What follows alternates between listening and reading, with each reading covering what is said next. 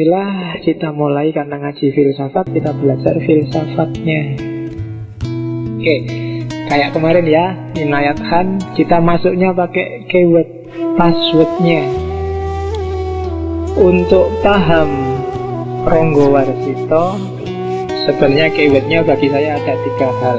Yang pertama,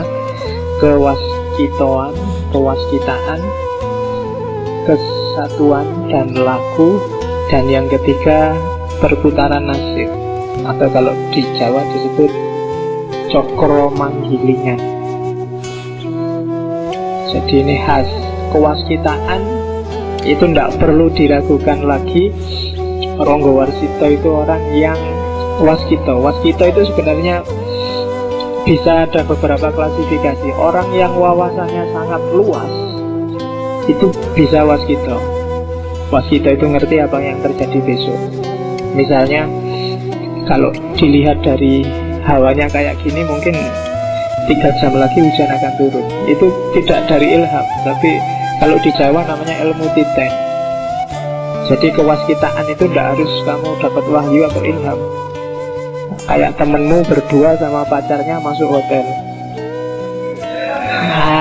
terus kamu bilang, itu paling sebentar lagi hamil itu mesti. Nah itu bukan karena kalian waskito kan itu yo. Jadi kewaskitoan itu ndak harus kamu iso moco. Itu kan sama, membaca masa depan. Ora suwe mesti meteng kuwi. Itu waskito juga kan, tapi tidak karena dapat ilham. Kalau orang Jawa ada dimensi waskito yang bukan karena laku, namanya ilmu titen. Kayak kamu punya teori, wah sumuk banget ya ini, mesti mau hujan.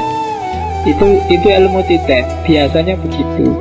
Meskipun ya nggak mesti hujan, kadang-kadang dapat sumuknya aja, hujannya enggak. Nah itu waskito. Kalau bahasa Inggrisnya biasanya disebut clairvoyance. Clair itu clear, jelas. Voyant itu penglihatan. Jadi dapat penglihatan yang jelas. Nah, bagi orang-orang tertentu memang bisa membaca masa depan, meskipun kadang-kadang wujudnya hanya isyarat-isyarat. Isyarat itu yang dia terjemahkan. Jadi itu kewaskitoan.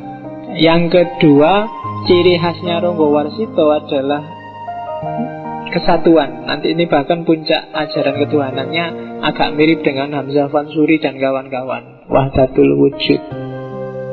Dan yang kedua, laku. Jadi dimensi pengetahuan itu hanya berguna kalau berdasarkan kesatuan dan laku. Laku itu dijalankannya, kesatuan itu tujuan akhirnya.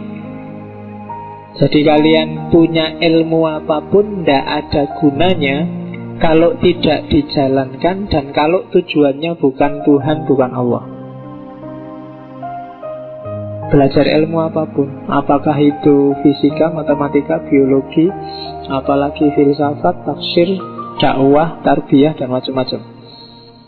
Jadi harus ada dimensi lakunya. Dimensi laku itu berarti ada dampak praksisnya, tidak sekedar teori. Ya ada gunanya numpuk pengetahuan di kepala yang tidak relevan dengan hidupmu sehari-hari. Buat apa? Segala yang mubadir itu temennya setan, termasuk ilmu yang mubadir. Maka ilmumu nggak boleh mubadir. Tidak ada gunanya kalian apal kitab, apal hadis, bahkan apal Quran, kalau perilakumu tidak mencerminkan yang kamu apalkan. Maka katanya orang Jawa, ngelmu itu kelakone ganti laku. Harus ada lakunya. Dan laku itu tidak ada gunanya kalau tujuan akhirnya bukan Allah, bukan Tuhan. Jadi ilmu apapun yang kita miliki harusnya bisa bikin kita semakin dekat sama Allah. Kalau tidak, ada yang tidak beres. Dan itu prinsip kalau di semua ajaran kebatinan, termasuk Ronggo Warsito, termasuk ajaran tasawuf. Jadi keyword kedua, kesatuan dan laku. Keyword ketiga, cokro manggilingan. Cokro Manggilingan itu biasanya gambarnya roda. Di Jogja ada taman bermain yang baru itu, yang Sindupak itu, yang biang lala besar itu kan namanya Cokro Manggilingan. Mentang-mentang ada di Jogja. Jadi Cokro Manggilingan itu bahwa hidup itu berputar. Hidup itu kadang di atas, kadang di bawah. Filosofinya kayak roda. Tidak ada kesenangan yang abadi, tidak ada kesedihan yang abadi. Kalau dalam bahasa Islam, hidup itu inna lillahi wa inna ilaihi raji'un. Muter, tidak statis. Maka kamu tidak boleh putus asa kalau pas kalah, juga tidak boleh euforia menang-menangan seolah-olah dunia milikmu kalau kamu pas menang.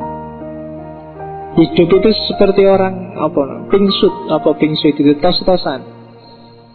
Jempol menang kalau lawan orang, tapi orang kalah. Orang menang kalau lawan kelingking tapi menang kalau lawan gajah, terus jadi muter. Jadi innalillahi wa inna ilaihi raji'un. Mahasiswa takut pada dosen, dosen takut pada rektor, rektor takut pada menteri, menteri takut pada presiden, presiden takut pada mahasiswa. Nah, itu muter. Nah, ya kan? Loh, itu kan Cokro Manggilingan namanya muter. Oh, presiden kan takut sama mahasiswa, di demo bisa turun dia. Nah, cuma mahasiswanya takut sama dosen, dosennya takut sama rektornya, rektor takutnya sama menteri, menteri takut sama presiden, nah presidennya takut sama mahasiswa, jadi muter. Itu Cokro Manggilingan namanya.